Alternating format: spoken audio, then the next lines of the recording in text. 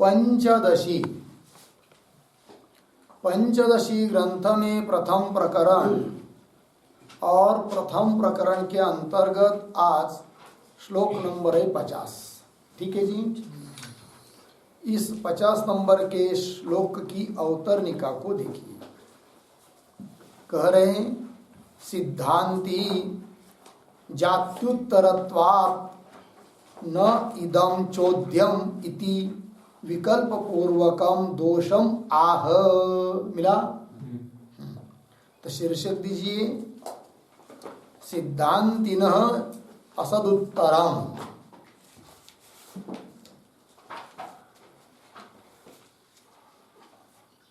सिद्धांतिनः असदुत्तरम।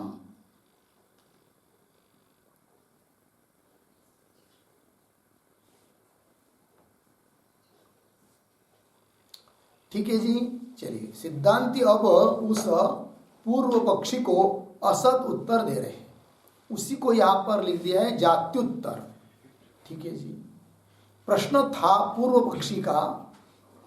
वो कहता है कि भाई हे सिद्धांती, तुमने तत्वमसि इस महावाक्य के द्वारा ब्रह्म का बोध माना है, अर्थात लक्ष्य कौन हुआ?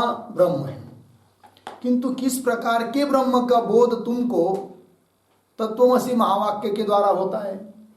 अर्थात निर्विकल्प ब्रह्म का बोध होता है अथवा सविकल्प ब्रह्म का बोध होता है महावाक्य के द्वारा।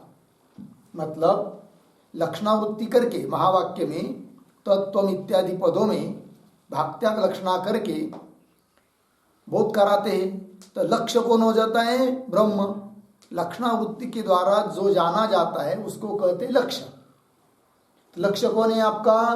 ब्रह्म है कि नहीं? तत्वमसि महावाक्यों के द्वारा इत्यादि महावाक्यों के द्वारा जाना जाने वाला ब्रह्म है और वो ब्रह्म लक्ष्य है। तो कौन सा ब्रह्म लक्ष्य है? सविकल्प अथवा निर्विकल्प? ये प्रश्न। कदाचित हे सिद्धांती तुम कहोगे, कौन बोल रहा है? पूर्व पक्षी। हे सिद्धांती तुम कहोगे कि सविकल्प ब्रह्म हमारा क्या है? लक्ष्य है। तो ये तुम्हारा कहना ठीक नहीं है। कौन बोलेगा? पूर्व पक्षी। क्यों? सविकल्प का मतलब होगा कोई न कोई धर्म मानना, विकल्प मानना, जाति, नाम है कि नहीं, गुण, क्रिया, तभी तो सविकल्प होगा। और इस वाला सविकल्प ब्रह्म यदि लक्ष्य है तो मिथ्या सिद्ध होगा। क्योंकि जो चीज विकल्प से युक्त है, अर्थात नाम, जाति, गुण इत्यादि, क्रिया इत्यादि, किसी में से कोई भी धर्म वाली कोई चीज रहती है तो वो क्या होती है? मिथ्या। जैसे घट कैसा है? गुण वाला है, क्रिया वाला है, जाति वाला है, इसलिए घट कैसा है? मिथ्या। तो ऐसा ब्रह्म भी क्या हो जाएगा? मिथ्या होगा। इसीलिए सविकल्प ब्रह्म लक्ष्य है ये कह नहीं सकते। कौन बोल रहा है? पूर्व पक्षी। अब यदि कहोगे कि हमारे महावाक्यों के द्वारा जाना जाने वाला ब्रह्म तत्व निर्विकल्प है, तो वो भी तुम्हारा कहना ठीक नहीं है। कौन बोल रहा है? पूर्व पक्षी। क्यों? कि निर्विकल्प ब्रह्म या निर्विकल्प वस्तु कोई वाक्यों के द्वारा जानी जाती है, ऐसा कोई उदाहरण मिलता नहीं है और उदाहरण देना संभव भी नहीं है। समझ में आया? क्योंकि निर्विकल्प वस्तु को लक्ष्य मानोगे तो लक्ष्य कौन हुआ? निर्विकल्प वस्तु। लक्ष्यता किस में रहेगी? निर्विकल्प वस्तु में। तो वो लक्ष्य हुआ। तो कोई धर्म न मानने पर भी लक्ष्यत्व धर्म तो उसमें आ ही जाएगा ना। जब लक्ष्यत्व धर्म आ गया तो वो लक्ष्यभूत वस्तु सविकल्प हुई कि निर्विकल्प? सविकल्प हुई। कहाँ निर्विकल्प बची? इसलिए कह नहीं सकते। कौन बोल रहा है? पूर्व पक्षी। ठीक है ना। अर्थात तत्वमसि इत्यादि महावाक्य के द्वारा अखंड एक रस किसी ब्रह्म तत्व का बोध होता है लक्षण आदि करके, ये तुम्हारा कहना ही उचित नहीं है। कौन बोलता है? पूर्व पक्षी। ये हुआ पूर्व पक्षी का कहना।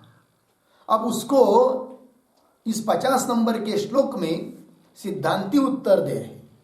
अरे उत्तर का स्वरूप है जात्युत्तर, इसको बोलते हैं। असद उत्तर इसको बोलते हैं। ठीक है ना जी। ऐसा उत्तर कब देना पड़ता है? जब कोई पूर्व पक्षी प्रश्न करता है और उस प्रश्न का तात्पर्य क्या है, इसका निर्णय करने के लिए जब प्रयास किया जाता है तो प्रश्न ही जब अनुचित सिद्ध होता है, प्रश्न ही ठीक नहीं है किंतु प्रश्न तो कर रहा है, किंतु उसका प्रश्न करना ही ठीक नहीं है, विचार करेंगे तो तब ऐसे प्रश्न के लिए जो उत्तर दिया जाता है उसको कहते क्या, असद उत्तर, जाति उत्तर, सडेतोड उत्तर है कि नहीं, किंवा जशाला तसा। तुम्हारा प्रश्न उचित नहीं है तो उस प्रकार का उत्तर भी हम उत्तर देंगे हम, ठीक है ना जी, ये कह सकते हैं, ठीक है ना जी। तोंड दाबीचं उत्तर भी इसको कह सकते हैं, है कि नहीं, क्या बोलेंगे उसको, हो गया। चलिए, तो असद उत्तर दे रहे आप कौन, सिद्धांती। कैसे, श्लोक को पढ़ेंगे। विकल्पो निर्विकल्पस्य सविकल्पस्य वा भवेत् अद्ये व्याहतिरन्यत्र नवस्थात्माश्रयादयः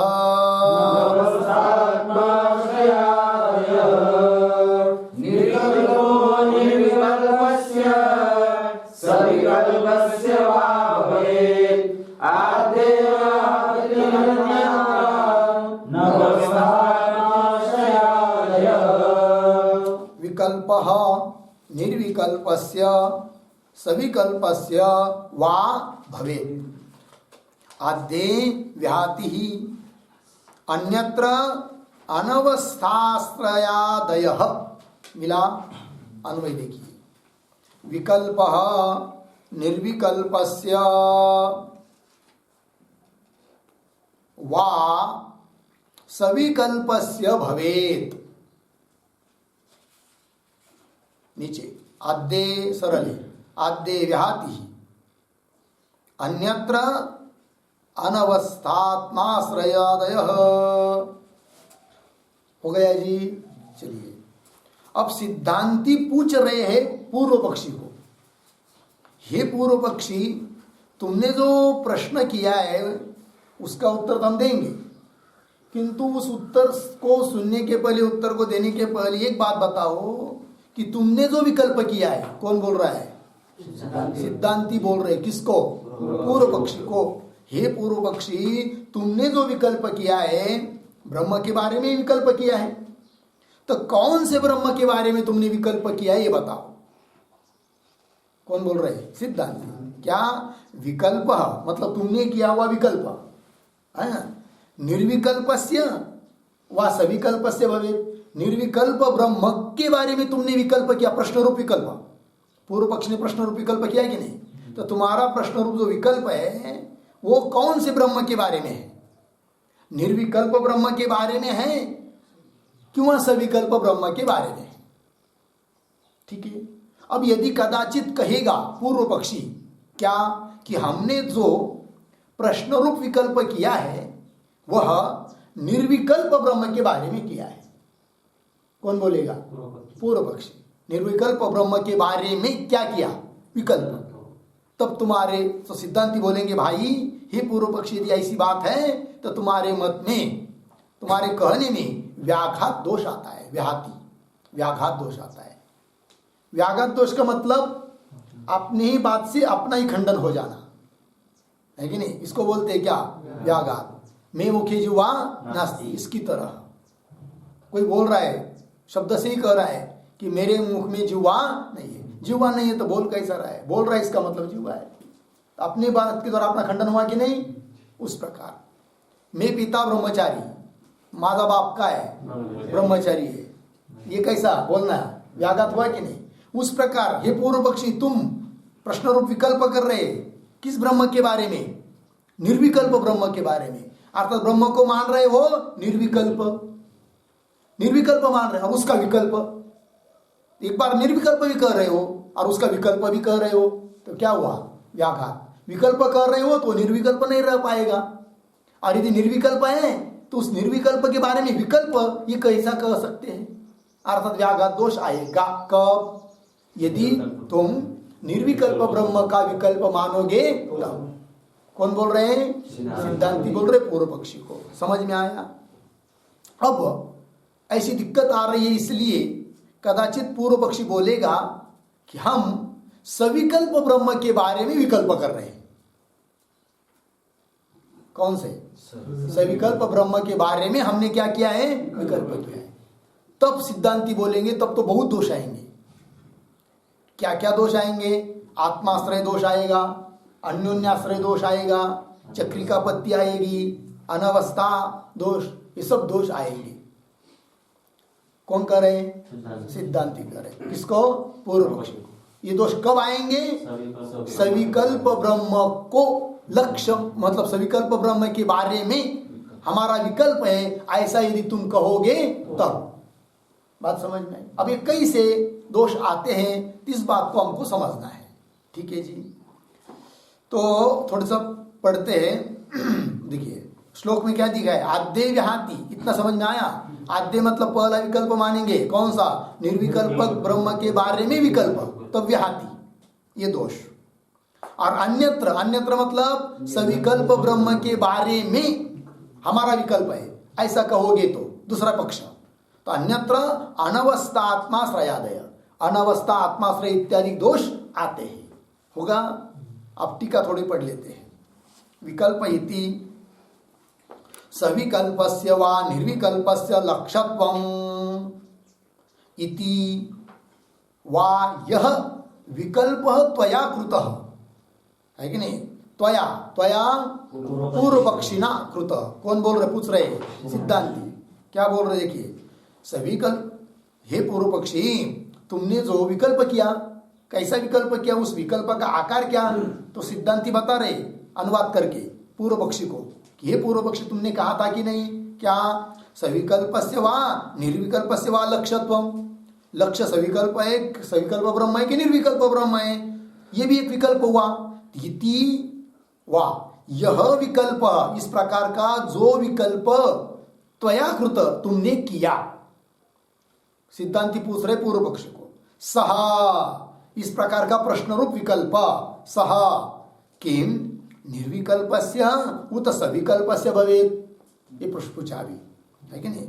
निर्विकल्पस्य सविकल्पस्य प्रतीक है, स किम निर्विकल्पस्य ये प्रतीक, अब उत सविकल्पस्य भवेत्, निर्विकल्प का विकल्प है क्यों? सविकल्पक ब्रह्म का विकल्प है। ऐसा सिद्धांती ने पूछा। किसको? पूर्व पक्ष को। आद्य प्रतीक, उसका अर्थ कर रहे हैं प्रथमे पक्षे, पहला पक्ष मान लेते, समझ लीजिए पूर्व पक्षी। पहला पक्ष कौन सा? निर्विकल्प ब्रह्म का हमने क्या किया? विकल्प, ऐसा मानते तो प्रथमे पक्षे व्याहति ही, व्याहति मतलब व्याघात दोष आता है, तो व्याहति, व्याहति प्रतीक है। उसका अर्थ कर रहे हैं त्वया उक्त व्याघात एव, तुम्हारे द्वारा कौन कहा जाएगा? व्याघात दोष आ जाएगा, तुम ऐसा बोलोगे तो। ठीक है ना? व्याघात एव होगा इतना। आगे चलिए। अन्यत्र, अन्यत्र प्रतीक है, उसका अर्थ कर रहे हैं द्वितीय पक्ष। अन्यत्र मतलब द्वितीय पक्ष, दूसरा पक्ष। दूसरा कौन सा पक्ष? सविकल्प ब्रह्म के बारे में हमारा विकल्प है, ऐसा यदि कहता है कौन? पूर्व पक्ष, तब द्वितीय पक्ष। अनवस्थादय, अनवस्थादय प्रतीक है, तो अनवस्था आत्माश्रयादय है ना, वो सब विवाह इत्यादि सब दोष आते हैं। अब वो दोष कैसे आते हैं? अनवस्थाधिक, आत्माश्रय इत्यादि दोष कैसे आते हैं? तो उसको समझा रहे टीकाकार, तथा ही करके। मिला पंक्ति?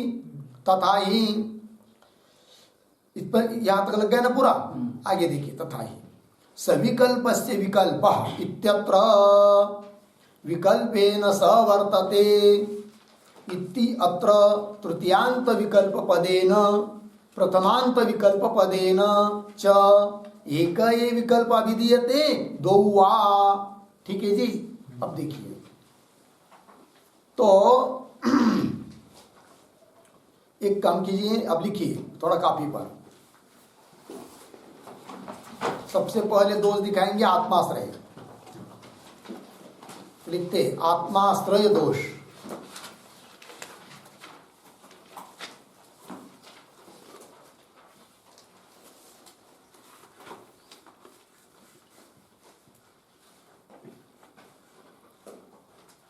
हो गया।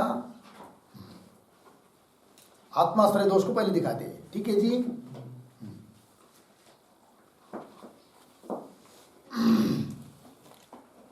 उसके नीचे के लाइन में लिखिए सविकल्पस्य, कौंस में लिखिए ब्रह्मणः, कौंस बंद, और आगे विकल्प।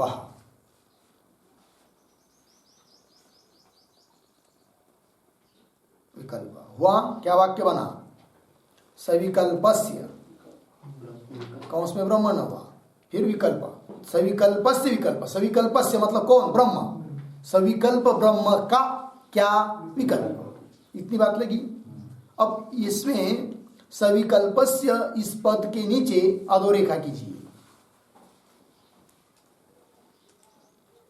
और नीचे की तरफ बाण खींचिए थोड़ा सा। सविकल्प से इसका अर्थ करना है हम लोगों को। समझ में आ रही ना बात? तो लिखिए उस बाण के नीचे विकल्पेन सह वर्तते, विकल्पेन सह वर्तते इति सविकल्पः तस्य, तस्य कौंस में लिखिए सविकल्पस्य, लाइन मत बदलिए, उसी लाइन में लिखना है। सविकल्पस्य कौंस बंद होगा। इतना कौन से शब्द का अर्थ हुआ? सविकल्पस्य। क्या अर्थ किया? विकल्पेन सह वर्तते इति सविकल्प। सविकल्प किसको बोलते हैं? जो विकल्प के साथ रहता है उसको क्या बोलेंगे? सविकल्प। ठीक है ना? दंडेन सह वर्तते इति दंडी, दंडवान, दंड के साथ जो रहता है, लकड़ी लेकर ही चलता है, उसको क्या बोलेंगे? दंडवान, दंडी। उस प्रकार विकल्प के साथ, तो विकल्प मतलब वही नाम, जाति, गुण, क्रिया, कोई न कोई धर्म। तो विकल्पेन कौन सी व्यक्ति है? तृतीया। तो विकल्पेन स, विकल्प के साथ साथ, वर्तते रहता है, उसको कहते हैं क्या? सविकल्प। ऐसा कौन हुआ? ब्रह्म। तस्य सविकल्पस्य, क्योंकि पूर्व पक्ष ने स्वीकार कर लिया क्या? कि हमने सविकल्प ब्रह्म का, सविकल्पस्य क्या किया है? विकल्प। सविकल्प का विकल्प किया ना, तो उसमें तो वह वाक्य लिख दिया आपको सबसे पहले, सविकल्पस्य विकल्प। उसमें सविकल्पस्य इसका अर्थ क्या हुआ? विकल्पेन स वर्तते इति सविकल्प तस्य हुआ। और आगे, आगे क्या है उसके? सविकल्पस्य कौन में लिखा है ना, उसके आगे लिखिए। अब क्या करेंगे? ऊपर जो पंक्ति में विकल्प शब्द आया है वहां से बाण खींची वहां तक। अब उस लाइन में लिखिए जो कौंस में लिखा है ना अपने सविकल्पस्य, उसके आगे ऊपर से बाण लाइए पहले विकल्प शब्द से। सविकल्पस्य विकल्प, ये पहली पंक्ति में जो विकल्प शब्द आया है कि नहीं, वहां से नीचे की ओर बाण खींच के कहां तक लाना है? सविकल्प से यहाँ इसके आगे तक। फिर उसके बाण के नीचे लिखिए विकल्प। विकल्प। अब ध्यान दीजिए, ये जो विकल्प ये कौन सी विभक्ति है? प्रथमा है कि नहीं? 7 विभक्ति होती है कि नहीं व्याकरण में? प्रथमा विभक्ति, द्वितीय विभक्ति, तृतीय विभक्ति, राम रामो रामा प्रथमा, रामम रामो रामान द्वितीय, इस प्रकार। तो राम ये कौन सी विभक्ति हुई? प्रथमा। उसके नीचे लिखिए 1.1, क्यों? वहां प्रथम कौंस में लिखिए, उसके नीचे प्रथमा विभक्ति, प्रथमा विभक्त्यंत, ऐसा कुछ लिखिए विकल्प शब्द के नीचे। शॉर्टकट में 1.1 हुआ, कौंस बंद, विकल्प शब्द के नीचे लिखा। और उसके उसी लाइन में पूर्व में सबसे पहले क्या है? विकल्पेन आया है कि नहीं? वो कौन सी विभक्ति है? तृतीया। तो विकल्पेन इस शब्द के नीचे लिखिए 3.1, तृतीय विभक्ति एकवचन।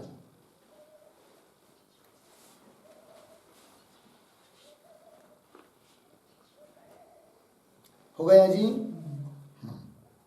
अब और एक काम कीजिए। तो विकल्प लिखा है कि नहीं, प्रथमा विभक्ति का एकवचन, तो उस 1.1 के बगल में लिखिए एक संकेत दीजिए ए, अंग्रेजी का ए।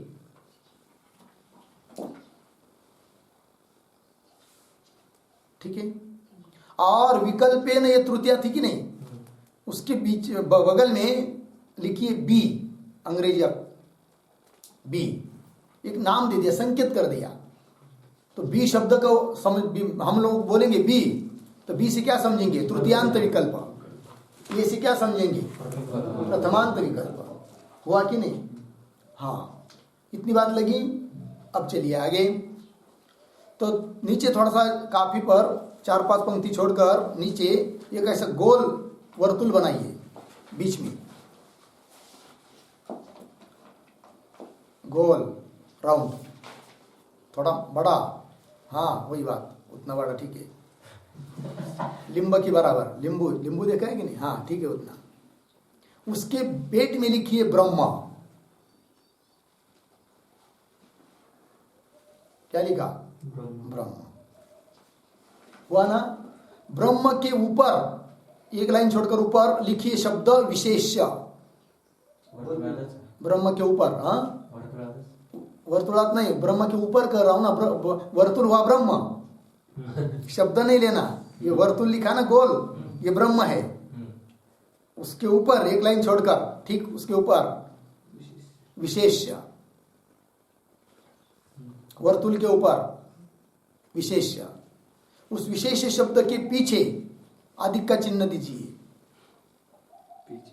हाँ वही, पीछे, समझ में आया ना? पीछे की ओर क्या लिखा? अधिक। आगे हुआ वो, पीछे इधर होता है।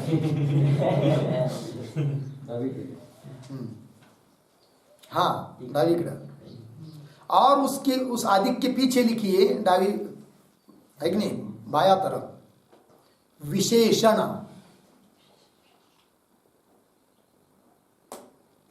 विशेषण लिखा जी, तो क्या तैयार हुआ? विशेषण अधिक विशेष्य। हुआ ना? अब आगे उसी लाइन में आगे बराबर चिन्ह देकर लिखिए विशिष्ट।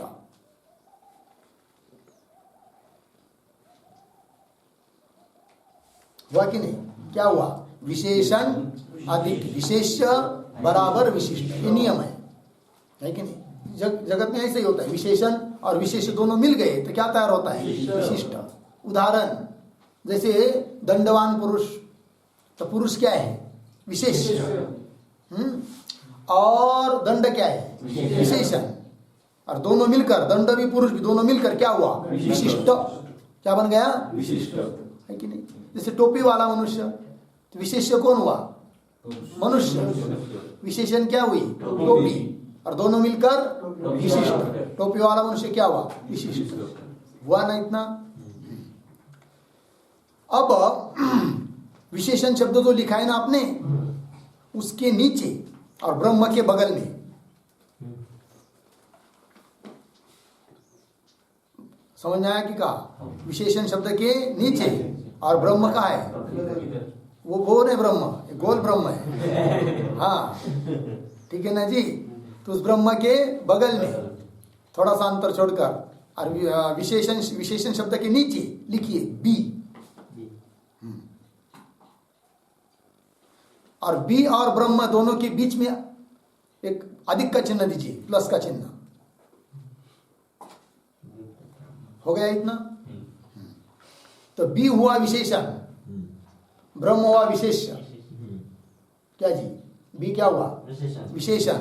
और ब्रह्म क्या हुआ? विशेष्य। और बी सहित ब्रह्म क्या होगा? विशिष्ट। क्या हुआ? क्योंकि नियम क्या है? विशेषण अधिक विशेष्य बराबर विशिष्ट। इतना समझ में आया? बी क्या चीज है? विशेषण है। क्या चीज है बी? विकल्प है। कौन सा? तृतीयांत विकल्प। बी क्या है? तृतीयांत विकल्प है। समझ में आया ना? बी क्या है जी? तृतीयांत विकल्प है। इतनी बात पता लगी? अब ब्रह्म जो वर्तुल निकाला है कि नहीं, और बी लिखा इधर, तो बी और ब्रह्म दोनों के नीचे एक रेशा खींचिए, रेशा खाली अड़वी रेश, रेखा। हाँ, कहाँ तक? ब्रह्म भी और ब्रह्म, इस दोनों के नीचे। समझ में आया? हाँ। और उस रेशा के नीचे एक बांध लीजिए, नीचे खड़ा बांध, थोड़ा सा उसके बांध के नीचे लिखिए विशिष्ट।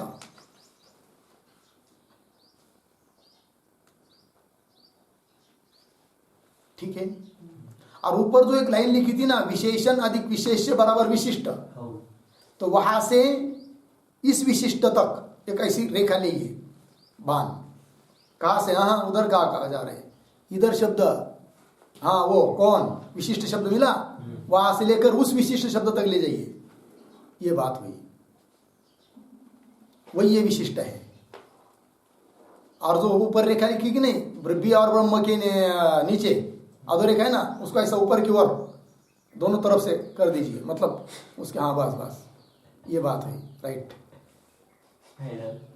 समझ में आएगी नहीं? मतलब ऐसा आ गया उसमें, ऊपर की ओर दोनों आ जाएंगे उसमें, ऐसा दोनों, उसका दोनों का ग्रहण होने के लिए। किसका? बी और ब्रह्म का। इतनी बात समझ में आई कि नहीं आई? क्या? तो दोनों क्या हुए? विशिष्ट। एक विशेषण है उसमें और एक विशेष है। ध्यान दीजिए भाई, गंभीरता से लीजिए। ये श्लोक आपको दुनिया में कोई नहीं समझाएगा और समझ में भी नहीं आएगा जल्दी। इसमें बहुत लोग गड़बड़ा जाते हैं, ठीक है ना? हाँ, तो इतनी बात समझ में आई। अब पूर्व पक्ष को जब हम पूछ रहे हैं, सिद्धांती पूछ रहे हैं क्या, कि तुम विकल्प कर रहे हो, प्रश्न रूप विकल्प कर रहे हैं ना, वो किस ब्रह्म का कर रहे हैं? ऐसा प्रश्न पूछा था। किसने? सिद्धांती ने। किसको? पूर्व पक्ष को। दो विकल्प पूछे थे। निर्विकल्प ब्रह्म का प्रश्न तुम विकल्प कर रहे हो कि सविकल्प ब्रह्म का? यदि वो कहता है निर्विकल्प ब्रह्म का मैं विकल्प कर रहा हूं, तो क्या दोष दिया? व्याघात। इसलिए निर्विकल्प ब्रह्म का मैं विकल्प कर रहा हूं ये मान नहीं सकता वो। कौन? पूर्व पक्षी। अब यदि वो कहता है क्या कि मैं सविकल्प ब्रह्म का विकल्प कर रहा हूं, ध्यान दीजिए, कौन से ब्रह्म का? सविकल्प ब्रह्म का क्या कर रहा हूं? विकल्प। तो जो विकल्प कर रहा है पूर्व पक्षी, वो हुआ प्रथमांत विकल्प। ए क्या? प्रथमांत विकल्प। प्रथमांत एक पॉइंट एक लिखा है ना, उसको एक संकेत दे दिया क्या? ए। बात समझ में आई? तो ए विकल्प को कर रहा है कौन? पूर्व पक्षी।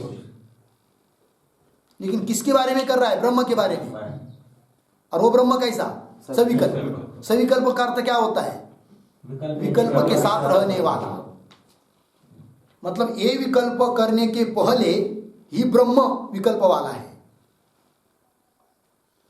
ये विकल्प करना है ना, प्रथमांत विकल्प करना है ना पूर्व पक्षी को, क्योंकि वो स्वयं कर रहा है ना कि मैं विकल्प कर रहा हूं ब्रह्म का। किस ब्रह्म के बारे में? सविकल्प। सविकल्प मतलब विकल्प सहित पहला से ब्रह्म है और उसका मैं क्या कर रहा हूं? विकल्प। तो जो विकल्प कर रहा है वो प्रथमांत हुआ, है कि नहीं? और जिस ब्रह्म के बारे में कर रहा है वो विकल्प से युक्त है। तो कौन से विकल्प से युक्त है ब्रह्म? तृतीयांत, बी, है कि नहीं? समझ में आ रही कि नहीं बात? कौन से विकल्प से युक्त है? तृतीयांत विकल्प से युक्त है। मतलब क्या निकला? तृतीयांत विकल्प से युक्त जो ब्रह्म अर्थात सविकल्प ब्रह्म, है कि नहीं, उस पर मैं रख रहा हूं मेरा विकल्प। कौन सा? ए, प्रथमांत। ठीक है ना? तो ए विकल्प को कहां रख रहा है वो पूर्व पक्षी? नहीं, विशिष्ट के ऊपर। सविकल्प ब्रह्म में रख रहा है ना। सविकल्प ब्रह्म मतलब विकल्प सहित। कौन विकल्प से युक्त? बी। मतलब बी विकल्प से युक्त जो ब्रह्म, उनमें एक विशेषण है एक विशेष है, दोनों मिलकर विशिष्ट हुआ। बी और ब्रह्म, उस पर रख रहा है पूर्व पक्षी। कौन? अपने विकल्प को, ए विकल्प को। ठीक है ना? तो ए विकल्प का आधार कौन कौन हुआ? बी भी ब्रह्म भी, है कि नहीं? बी भी हुआ आधार और ब्रह्म भी हुआ नहीं, क्योंकि ये विकल्प किसका कर रहा है? सविकल्प का। जो विकल्प के साथ है कौन? ब्रह्म। मतलब बी सहित, बी नाम के विकल्प से तृतीयांत विकल्प के सहित जो ब्रह्म तत्व है उसके बारे में विकल्प कर रहा है कौन? पूर्व पक्षी। तो जो विकल्प कर रहा है वो ए हुआ, प्रथमांत, है ना? और वो प्रथमांत विकल्प कहाँ रख रहा है वो? बी विकल्प सहित ब्रह्म विशिष्ट पर, है कि नहीं? और एक नियम होता है, क्या नियम होता है? उस नियम को थोड़ा लिख लीजिए नीचे 2-4 लाइन छोड़कर। विशिष्ट वृत्ति धर्मस्य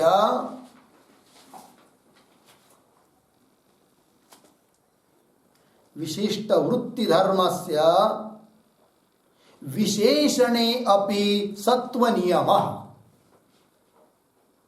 विशेषणे अपि सत्व नियमः, पूर्ण विराम। यथा दंडी आगच्छति,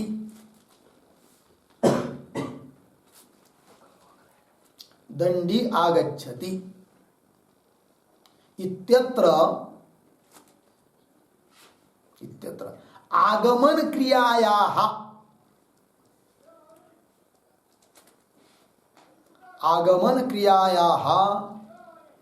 दंडे अपि विद्यमानत्वं भवति।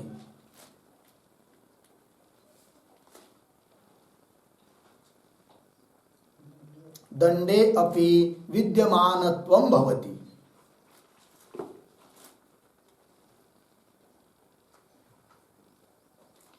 हो गया ये उदाहरण। नियम को समझ लेते हैं। विशिष्ट वृत्ति धर्म से, विशिष्ट के ऊपर रहने वाला धर्म विशेषण अपि सत्व नियम, विशेषण में भी रहता है। विशिष्ट के ऊपर रहने वाला धर्म कहाँ रहता है? विशेषण में भी रहता है, मतलब विशेष्य में भी विशेषण में भी। उदाहरण समझ लीजिए, वाक्य प्रयोग किया दंडी आगच्छति। दंडी का मतलब क्या है? दंड सहित पुरुष अर्थात विशिष्ट। तो विशेष्य हुआ पुरुष, विशेषण हुआ दंड, विशिष्ट हुआ दंडी पुरुष, बराबर। आगच्छति तो आगमन रूप जो क्रिया है वो केवल पुरुष में है, केवल दंड में है, क्या दोनों में है? दोनों में है, ठीक है ना। तो विशिष्ट के ऊपर दंडी पुरुष आगच्छति, दंडी आगच्छति, तो आगमन विशिष्ट के ऊपर बताया जा रहा है ना।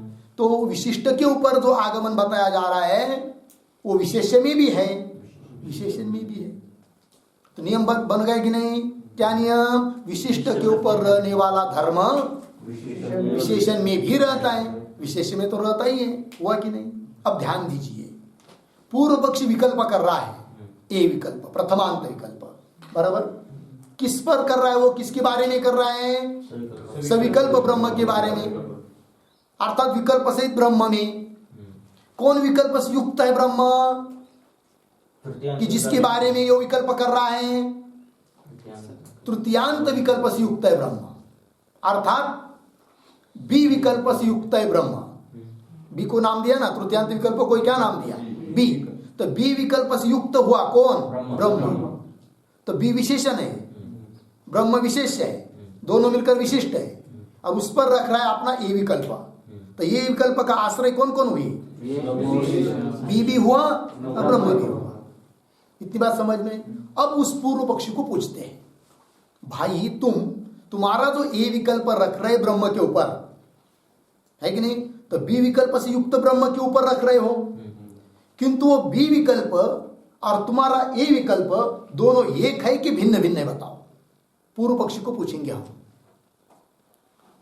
जो बी विकल्प है पहले से और तुम्हारा जो ए विकल्प है वो ए और बी अर्थात प्रथमांत विकल्प और तृतीयांत विकल्प, ये दोनों एक ही है क्या भिन्न भिन्न है? समझ में आया? यदि कहेगा कि एक ही है, क्या है? तो आत्माश्रय दोष, अपना ही अपना आश्रय बन जाएगा, क्योंकि रख रहा है किसको? ए को, और रख रहा है किसमें? बी में। बी और ये तो एक ही है, तो अपने ही अपने ऊपर रख रहा है, तो क्या हुआ? आत्माश्रय।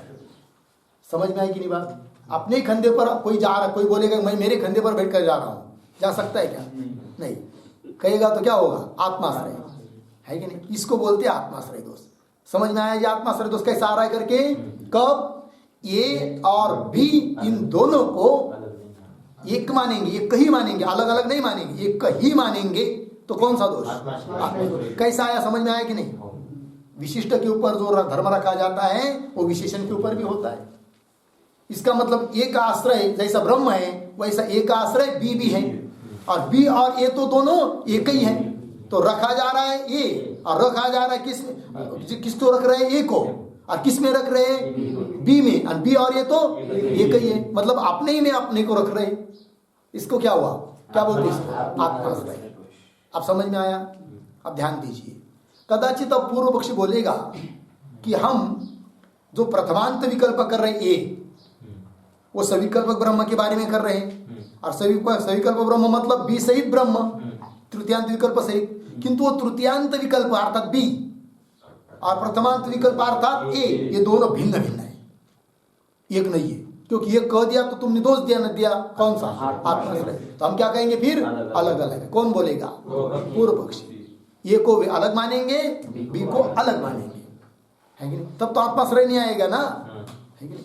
तब उसको बोलेंगे, किसको, पूर्व पक्षी को, हे भाई तुम ए विकल्प को रखने जा रहे थे किसमें, ब्रह्म में।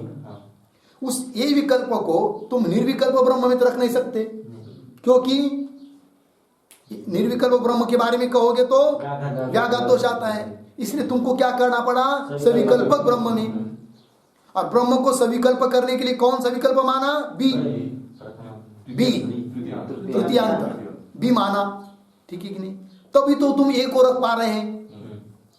किंतु ए को जैसे तुम निर्विकल्प ब्रह्म में रख नहीं सकते थे, उस प्रकार तृतीयांत विकल्प से बी से युक्त माना कि नहीं ब्रह्म को, लेकिन बी भी क्या है, विकल्प। अब वो बी विकल्प कौन से ब्रह्म में बताओ, निर्विकल्प ब्रह्म में है कि सविकल्प ब्रह्म में है? निर्विकल्प ब्रह्म में कह नहीं सकता वो, क्यों, व्याघात। तो उसको क्या कहना पड़ेगा, हम बी विकल्पों को ब्रह्म में रख रहे हैं ना पहले, सविकल्प करने के लिए, तभी तो ये रख पाएंगे ना। तो बी विकल्प को रख रहे किसमें, ब्रह्म में, किंतु बी भी तो विकल्प है ना, तो वो उसको तो निर्विकल्प ब्रह्म में रख नहीं सकते। फिर उसको बी को रखने के लिए और एक उस पहले से विकल्प मानना पड़ेगा, किसमें, ब्रह्म में, है कि नहीं? बी को रखने के लिए और एक क्या मानना पड़ेगा, विकल्प मानना पड़ेगा। तो बोलेंगे फिर मान लेते हैं हम लोग, पूर्व पक्षी बोलेगा, तो मान लिया, समझ लीजिए उसने। तो लिखिए उस बी के अगल बगल कहीं सी,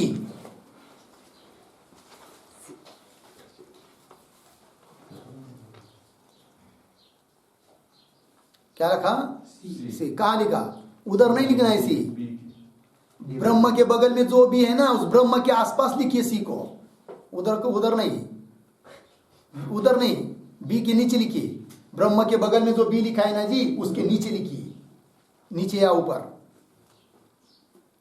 ब्रह्म पता है ना कहाँ है, वर्तुल गोल, हाँ वही, उसके बगल में लिखा भी किसको, सी को।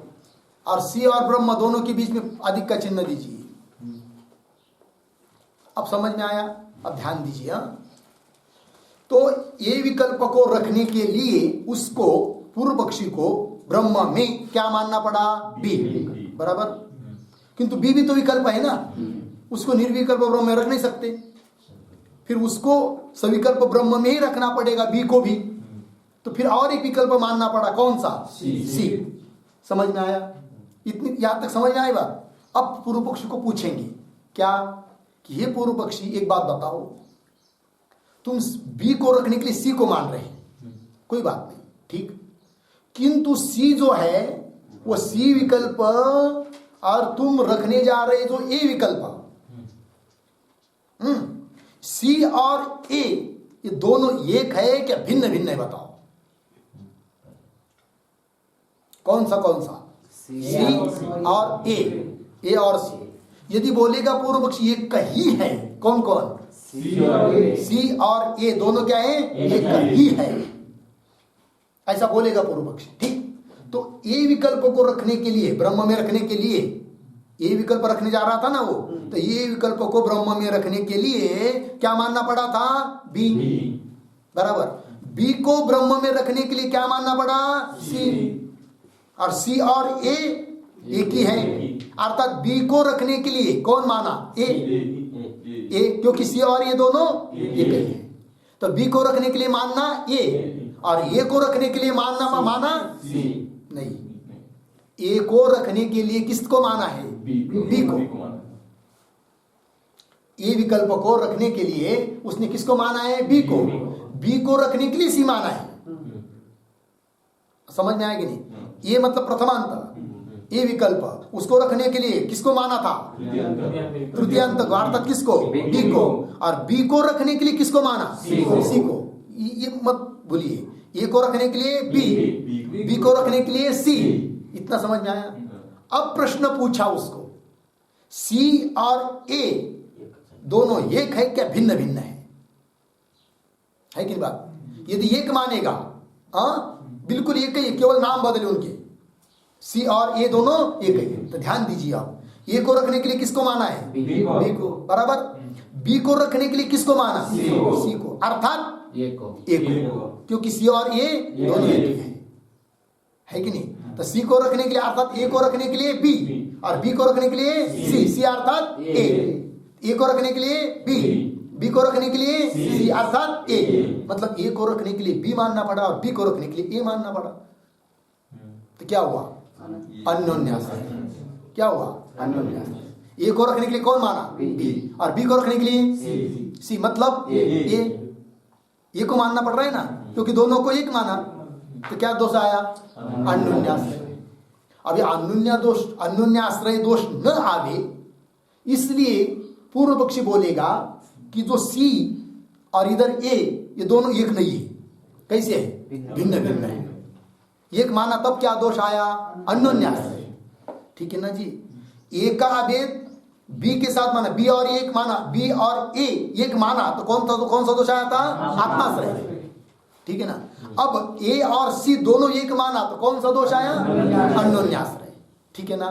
तो ऐसा दोष न आवे, इसलिए पूर्व पक्षी कहेगा ए अलग है, सी अलग है। बराबर। अब ध्यान दीजिए, ये पूर्व पक्षी ए विकल्प को तुमने किसमें कहा? सविकल्प ब्रह्म में। ब्रह्म को विकल्प सहित मानना पड़ा। कौन सा विकल्प मानना पड़ा तुमको? ए को रखने के लिए बी। बराबर। बी भी तो विकल्प है, उसको रखने के लिए कौन सा मानना पड़ा? सी। बराबर। सी भी तो क्या है? विकल्प ही है। वो सी विकल्प निर्विकल्प ब्रह्म में है या सविकल्प ब्रह्म में? बताओ। हाजी, समझ में नहीं आ रहा है क्या? सी विकल्प ब्रह्म में मान रहा है ना? कौन से ब्रह्म में? सविकल्प के निर्विकल्प? यदि निर्विकल्प कहेगा तो व्याघात, इसलिए क्या कहना पड़ेगा? सविकल्प। मतलब सी विकल्प को रखने के लिए ब्रह्म को कैसा मानना पड़ेगा? सविकल्प, अर्थात और किसी विकल्प से युक्त है कि नहीं? ब्रह्म मानना पड़ेगा। तो फिर मान लेते, तो बोलेंगे मानो भाई डी। ब्रह्म के बगल में लिखिए, ये क्या लिखा था? बी सी लिखा था ना, सी के नीचे लिखिए डी, और ब्रह्म और डी के बीच में प्लस का चिन्ह दीजिए, अधिक का। अब समझ में आया? ध्यान दीजिए। अब क्या? ए को रखने के लिए बी, हाँ, बी को रखने के लिए सी, सी को रखने के लिए माना डी। अब पूछेंगे पुनः उसको, पूर्व पक्षी को, कि भाई वो डी विकल्प, हाँ, डी और इधर ए, ये दोनों एक है क्या भिन्न भिन्न है? बताओ। समझ में आया ना? यदि पूर्व पक्षी कहेगा दोनों एक ही है, कौन कौन? ए और डी। ध्यान दीजिए आप। तो ए को रखने के लिए किसको माना था? बी को। बी को रखने के लिए किसको माना? सी को। और सी को रखने के लिए डी को, अर्थात ए को, क्योंकि दोनों को एक माना ना, डी को अर्थात ए को। तो ए को रखने के लिए बी, ए को रखने के लिए बी, बी को रखने के लिए सी को रखने के लिए डी को रखने, डी अर्थात ए है कि नहीं? तो उस डी को रखने के लिए डी मतलब ए हुआ ना, तो ए को रखने के लिए बी को रखने के लिए सी को रखने के लिए डी अर्थात ए। तो क्या हुआ? घूम रहा है चक्रिकापत्ति, है कि नहीं? चक्रिकापत्ति कब आ रही है? जब ए और डी एक मानेंगे तो कौन सा दोष? चक्रिकापत्ति। हो गया कि नहीं? हाँ। ए और बी को एक मानेंगे तो आत्माश्रय। ए और सी को एक मानेंगे तो अन्योन्याश्रय। ए और डी को एक मानेंगे तो चक्रिकापत्ति। बात समझ में आई? अब ध्यान दीजिए, तो ये चक्रिकापत्ति दोष कब आ रहा है? ए और डी को एक मानेंगे तब, है कि नहीं? अब पूर्व पक्षी बोलेगा एक काम करते हैं हम, डी और ए इन दोनों को एक नहीं मानेंगे, अलग अलग मानेंगे। ए अलग है, ए नाम का विकल्प अलग है और डी नाम का विकल्प अलग है, ऐसा कहेगा कौन? पूर्व पक्षी, क्योंकि दोष आ रहा है। तब पुनः उसको पूछेंगे डी विकल्प आप तुम मान रहे ब्रह्म में, कौन से ब्रह्म में? निर्विकल्प के सविकल्प। निर्विकल्प मानेंगे तो व्याघात, है कि नहीं? निर्विकल्प में मान नहीं सकते, तो किस में मानना पड़ेगा? सविकल्प ब्रह्म में। तो डी को रखने के लिए और एक विकल्प मानना पड़ेगा, समझ में आया? वो भी तो विकल्प रहेगा, फिर उसको रखने के लिए और एक मानना पड़ेगा, वो भी विकल्प रहेगा, उसको रखने के लिए और एक विकल्प मानना पड़ेगा, वो भी विकल्प रहेगा, उसको रखने के लिए और, ऐसा करते जाओ हजारों साल, है कि नहीं? तो क्या होगा? अनावस्था, ठीक है? अप्रामाणिक कल्पना, अनावस्था। तो क्या दोष आएगा? अनावस्था दोष आता है। समझ में आया जी? तो डी और ए को अभिन्न मानेंगे, एक ही मानेंगे तो चक्रिकापत्ति। ए और डी को भिन्न भिन्न मानेंगे तो अनावस्था। तो कितने दोष आए अभी तक? चार। कौन कौन? आत्माश्रय, अन्योन्याश्रय, चक्रिकापत्ति और अनावस्था। समझ में आया जी?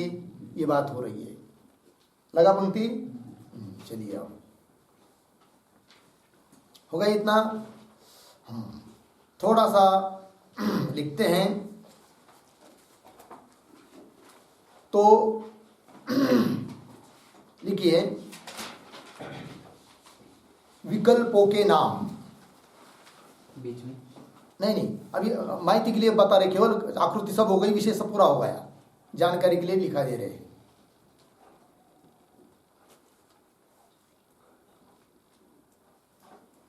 क्या लिखा? विकल्पों के, तो लिखिए नीचे, उसके नीचे लाइन में नंबर 1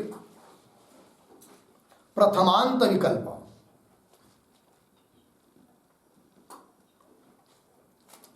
प्रथमांत विकल्प लिखा, उसके आगे थोड़ा सा जगह छोड़, उसी लाइन में ए लिखा। अब नीचे के लाइन में आएंगे तृतीयांत विकल्प, नंबर 2 डालकर तृतीयांत विकल्प, तृतीयांत विकल्प। उसके आगे थोड़ी जगह छोड़कर, नहीं, बी,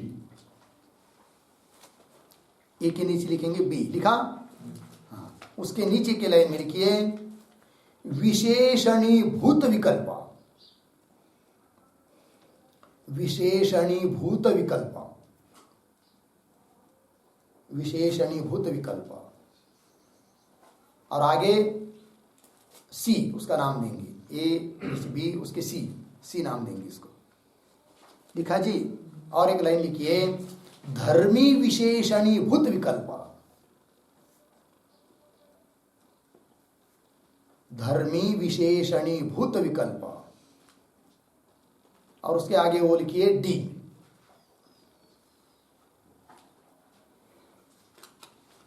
ठीक है जी?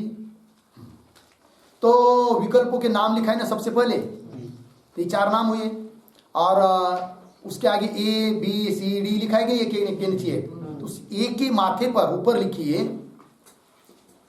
उस लाइन के सामने कौन से विकल्पों के नाम, इसके आगे, और ए के ऊपर क्या लिखेंगे?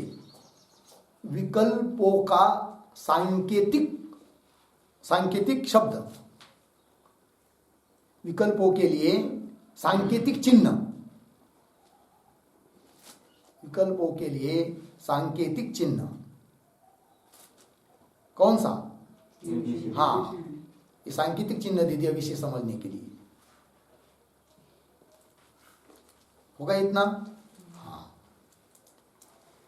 अब दोष पता चले। अब चलिए टीका को पढ़ते हैं। तथा ही मिला शब्द टीका में, हाँ? तो क्या 2 विकल्प पूछे सिद्धांतियों ने? हाँ, हे पूर्व पक्षी, तुम जो विकल्प कर रहे हो वो कौन से ब्रह्म के बारे में कर रहे हो?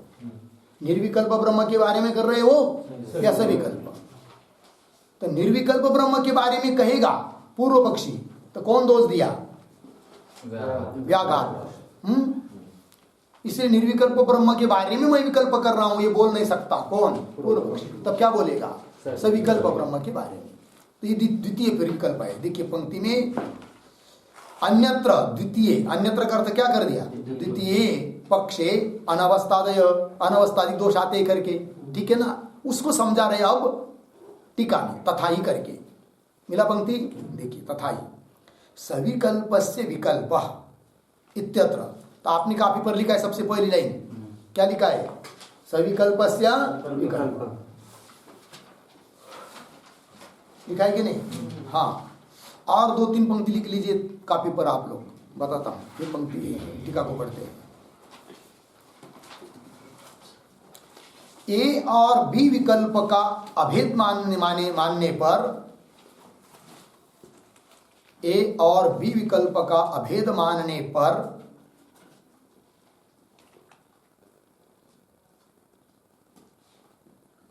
ए और बी विकल्प का अभेद मानने पर आत्माश्रय दोष आता है।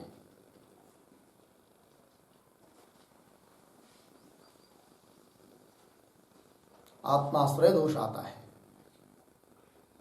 नंबर 2, ए और सी विकल्प का अभेद मानने पर, ए और सी विकल्प का अभेद मानने पर अन्योन्याश्रय दोष आता है।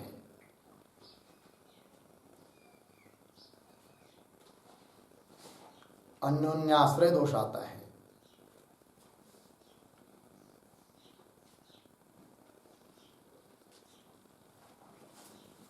हो गया ना? आगे नंबर 3, ए और डी विकल्प का अभेद मानने पर,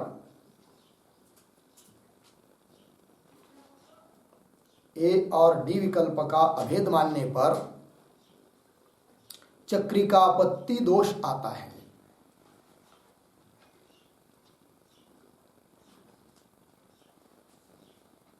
चक्रिकापत्ति दोष आता है।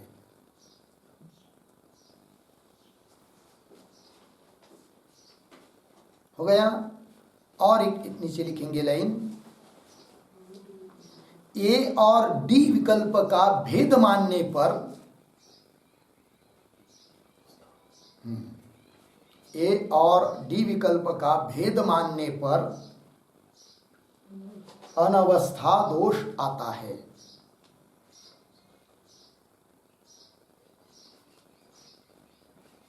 अनवस्था दोष आता है।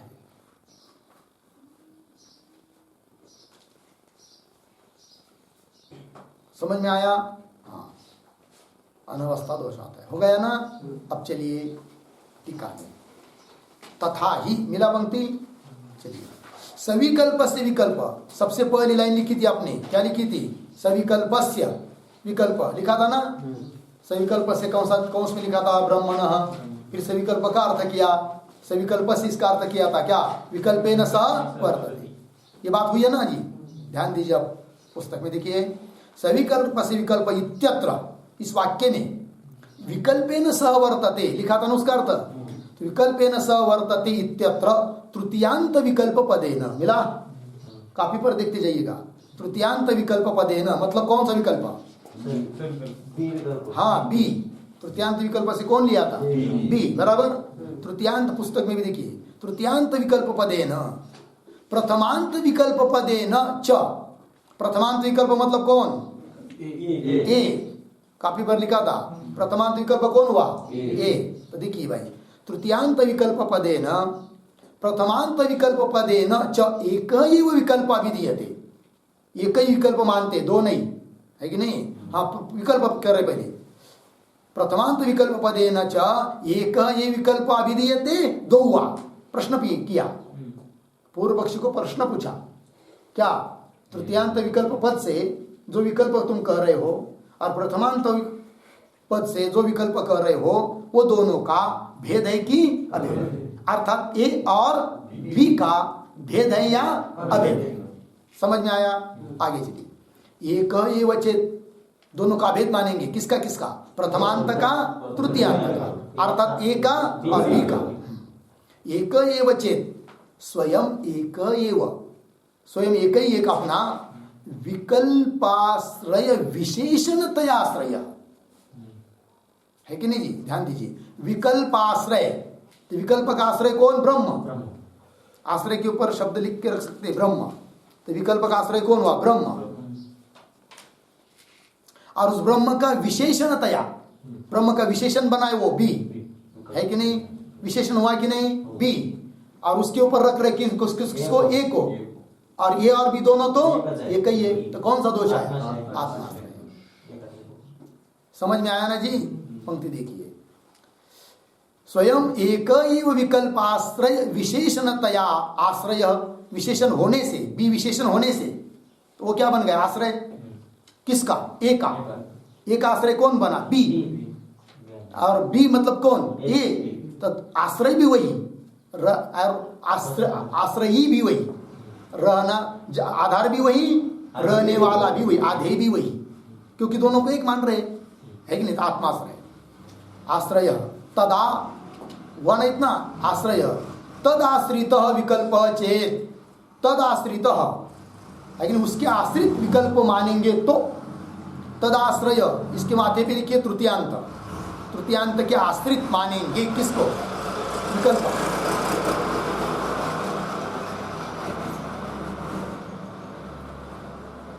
हुआ ना जी? तदाश्रित, तद मतलब तद शब्द से कौन लेंगे? तृतीयांत। तृतीयांत के आश्रित विकल्प चेत, विकल्प में प्रथमांत क्या लेंगे? प्रथमांत अर्थात ए, प्रथमांत के ऊपर लिखिए ए, या प्रथमांत विकल्प ऐसा लिखिए। समझ में आया कि नहीं? इतना पंक्ति देखिए, तदाश्रित विकल्प चेत तदा आत्माश्रयता, तब कौन सा दोष आया? आत्माश्रय दोष आया। लगी पंक्ति? आगे चलिए। दो चेत, दो चेत मतलब ए और बी भिन्न भिन्न है, अलग अलग है। प्रथमांत विकल्प भिन्न है, तृतीयांत विकल्प भिन्न है। दो चेत तदा तृतीयांत शब्द निर्दिष्टस्य अपि, तृतीयांत शब्द के द्वारा निर्दिष्ट कौन? बी। तृतीयांत शब्द निर्दिष्टस्य अपि मतलब बी विकल्प को भी, निर्दिष्टस्य अपि विकल्पस्य, विकल्प रूपत्वात्, वो भी तो विकल्प है ना बी, तृतीयांत वो भी तो विकल्प है, तो उसको रखने के लिए भी और ब्रह्म में क्या चाहिए? और कोई विकल्प चाहिए। विकल्प, विकल्प रूपत्वात् तद आश्रयस्यापि, तद, तद मतलब हाँ शाबाश, तद भी अर्थात तृतीयांत है कि नहीं? तद आश्रयस्य, उस बी का आश्रय कौन? ब्रह्म है कि नहीं? आश्रयस्यापि सविकल्पत्वात् मतलब बी जिस पर रखना है, जिस ब्रह्म में रखना है, उसको भी क्या मानना पड़ेगा? ब्रह्म को सविकल्प। तो सविकल्पत्वात् तद विशेषणीभूत है कि नहीं? तो उसको नाम दे दिया भी तद विशेषणीभूत विकल्प है कि नहीं? अर्थात कौन सा? सी। बी को रखने के लिए कौन मानना पड़ रहा है? सी। उसको नाम दिया क्या? विशेषणीभूत विकल्प। तद मतलब ब्रह्म, ब्रह्म का विशेषणीभूत विकल्प। तो देखिए, प्रथमांत, तृतीयांत और ये कौन सा? विशेषणीभूत मतलब कौन सा? सी। ठीक है ना जी? तो विशेषणीभूत विकल्प कौन सा विकल्प? ये सी विकल्प है कि नहीं? तब आगे देखिए, विकल्प किम प्रथमांत शब्द निर्दिष्ट एव विकल्प उत ताभ्यामान्य, तो ये तो सी है विशेषणीभूत विकल्प। सी वो ए से अभिन्न है, प्रथमांत से अभिन्न है क्या भिन्न भिन्न है? ए और सी दोनों एक है क्या भिन्न भिन्न है? ये प्रश्न, ठीक है ना? किम प्रथमांत शब्द निर्दिष्ट एव मतलब प्रथमांत शब्द के द्वारा जो निर्दिष्ट है अर्थात कौन सा? ए। हाँ, प्रथमांत शब्द निर्दिष्ट एव विकल्प उत्ताभ्यामान्य, अथवा दोनों से भिन्न है, दोनों मतलब ए और बी से भिन्न है क्या? कौन सा? सी। क्यों? सी ए से अभिन्न है, क्यों? ए और बी दोनों अलग अलग है और उससे भिन्न है सी, ऐसे विकल्प पूछा। ठीक है जी?